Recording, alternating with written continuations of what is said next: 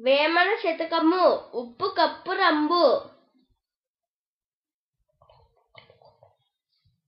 ఉప్పు కప్పు రంబు నొక్క పోలిక నుండు, చూడ చూడ రుచుల జాడ వేరు. పురుషులందు పుణ్య పురుషులు వేరయ, విశ్వదాభిరామ వినురవేమ. ఇప్పుడు భావం. ఉప్పు కర్పూరము ఒకే విధముగా కనిపించును, కాని పరిశీలించి చూచినచో వాటి రుచులు గుణములు వేరువేరుగా నుండును.